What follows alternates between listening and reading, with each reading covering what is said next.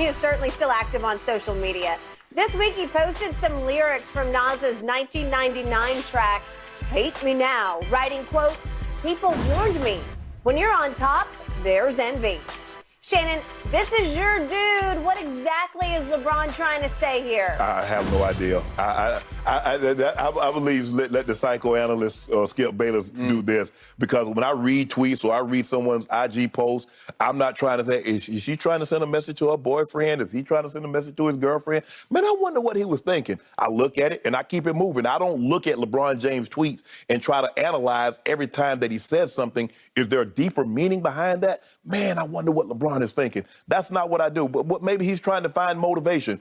We commended Michael for trying to find the motivation. He got upset because George Karl didn't shake his hand. He used that as motivation. Whatever Michael felt, any disrespect or any slight, he used that as motivation. Now it's like, well, LeBron, what's going on? I don't know what's going on with LeBron.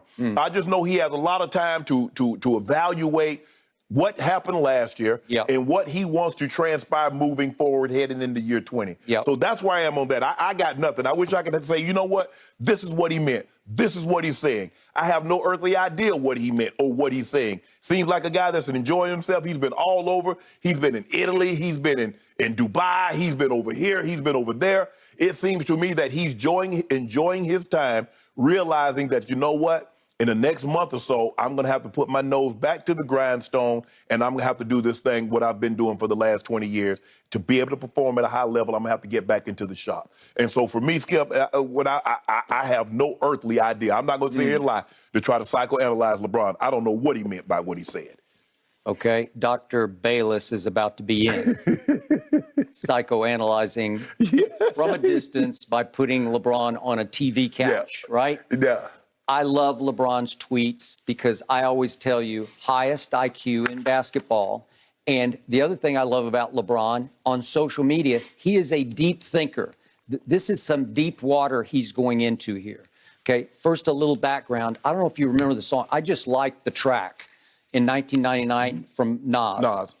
And again, LeBron quoted just one line from a long song. It features Puff Daddy, and Puff just sort of takes over the whole thing, and he took over the music video. And I don't know if you remember this, but there's huge controversy because Puff is carrying Jesus's cross and getting crucified, and then there was big controversy about how he didn't want that scene left in the music video for MTV, and somehow it accidentally got left in, and it caused all kinds of fallout on both sides. And we can understand why. Okay, we can understand why.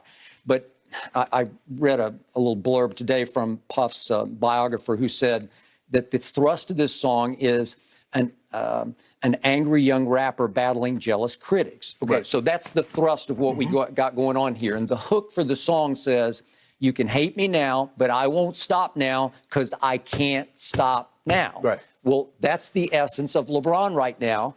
But where is the hate coming from? Because you always say, I'm the king of the haters. And I always say, well, am I alone or am I just another voice? Because LeBron is hearing a lot of hate. I don't know how much he reads his his mentions on social media, but I think he's experiencing from some direction a lot of anti right now. Yeah, right? Of course. Okay, well, do you think it's getting to him? Because he's firing back at whom? I just think the thing is, Skip, is that when you say what I've accomplished is what I've accomplished and I did what I did, obviously they didn't make the playoffs, but you look at what he's been able to do and people still find fault. Even though he won a championship, they find fault. He does something spectacular, they find fault. And it's like, okay, he's going to become the all-time leading scorer. Well, it's a longevity record. Well, hell, Kareem played 20 years. How the hell you think Kareem got the record?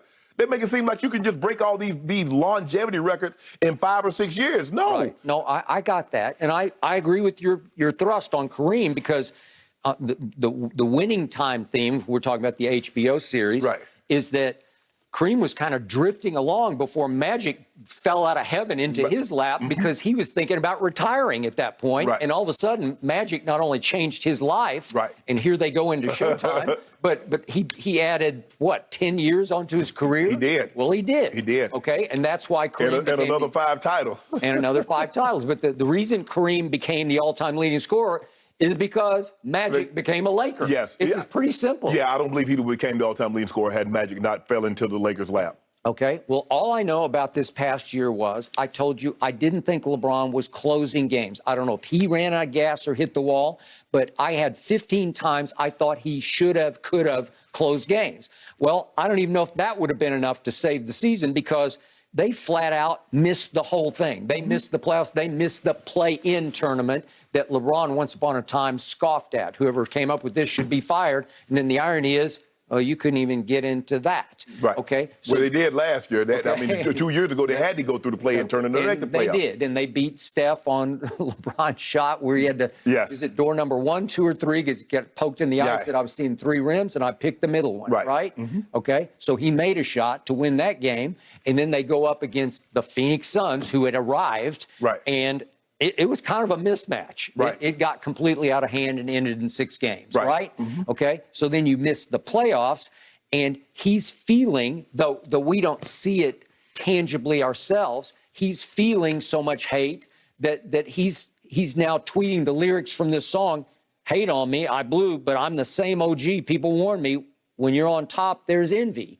Well, sure there is. Yeah, of course. Well, is it envy or is it just objectivity? Well, I think the thing is, Skip, look, he missed the playoffs. He understands he missed the playoffs, and all the other great superstar players that we say that's in the category of LeBron, the Kevin Durant, the Giannis Antetokounmpos, all these other guys, Skip, they made the postseason. And so LeBron is very frustrated by not making the postseason. But at the end of the day, you look at the teams. Al Horford gave you what he gave you. Jason Tatum did that. LeBron needed more guys if he wasn't playing up to the level, because LeBron had a stretch, Skip, where he set the Lakers record. I think he had like 25 or 26 games where he had 26 or more points. He did. But they weren't winning those games because nobody else was willing to come along for the ride. I also thought he was shooting way too many threes at way too low a percentage and was hurting the overall product. Well, Skip, I mean, he could have passed the ball to Stanley Johnson, and he could have passed it to Wenyen Gabriel and some of these other guys, but what were they going to do with it? Okay, well, you can argue the mistake that ended the Lakers season was LeBron pushing for Russell Westbrook. And you can say, well, so was AD, and so was Pelinka. But how about it? Well, you know what? See, we say, well, the problem was LeBron pushing for him. Where's Russ' culpability in it? Russ could have played better, and this would have been a great trade. Okay, I'll buy that, except neither of us expected that. No, we did not expect that. Okay, so again, is that partly on LeBron? It's partly on him. So the point is, it is tearing him apart to have to sit on his couch and tweet about playoff games. Yes. It is tearing him apart because it's not like he just retired. He's not ready to retire. He wants to at least play next year. I'm sure he wants to play 2 or 3 more years, right? Yes. And obviously he wants to play next year because he's on schedule, on path to pass Kareem. And it will be a moment of moments.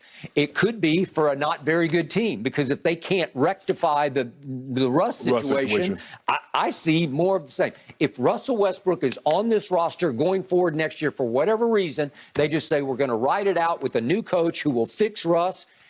Same old, same time next year. History will repeat. Yeah, that's insanity. Yep. But here's the thing, is that doing the same thing over and hoping for a different result. How do you run this same? I mean, who runs the exact same team back after you've done what you've done? I mean, very few teams run the same team back, Skip, after you win the title. Why the hell would you ever run the same team back after you lost? Because you owe him $47 million and nobody wants him? Well, hey, I think he looked great in the Indiana uniform. Well, okay, Buddy Hield and Malcolm Brogdon looked great in Laker yellow. Okay, does Pacer Nation think he'd look great? Pacers ain't going nowhere. Let Russ come out there. So you just want a sideshow? The Russ sideshow? Russ would probably help them. They'd be really good with Russ because Russ would get a chance to be Russ. Yeah, they'd be really good with Russ. I think Russ get a chance to be Russ. He gonna have the ball. His usage rate would be through the roof. He get to shoot as much as he want to. That would be great. And they finished last in the East? Well, that ain't got nothing to do with me. I'm just talking about I want Brogdon and Buddy Hield. Okay, well, that's pie in the sky, and you want this and you want that. We're gonna get Buddy Hield. We're gonna get Buddy Hield and Malcolm Brogdon. Are you really? You're going to get them both? Both. Really? That's the only way, Skip. That's the only way we can get them with Russ' salary. I have no idea why Indiana would do that.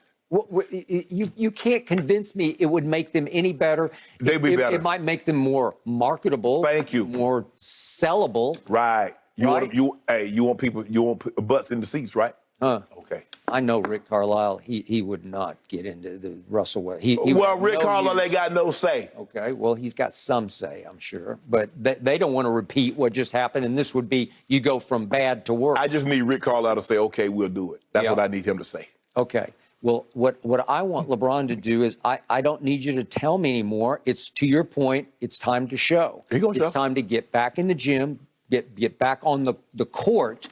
And I told you he needs to be shooting at least 100 free throws a day, and I don't think he ever does. He does. No. But you know what? Right now, hey, finish this thing, the month of May strong. You and Savannah go somewhere else. Go to Tulum. Go to Ocho's Rios. Go to Cibo Net. Go somewhere. Just let your mind go free. Because that's what I'm gonna do. I'm going away, turning off social media. I'm just going to, might come back with a beard. Looking Really? like, yeah. With a beard? Looking like Castaway. I've never seen you with any facial hair. I might come back looking like Castaway. Really? Okay. Wilson? Do you know Wilson? Yeah, I know Wilson. That's where I'm coming You back and at. Wilson? Yep.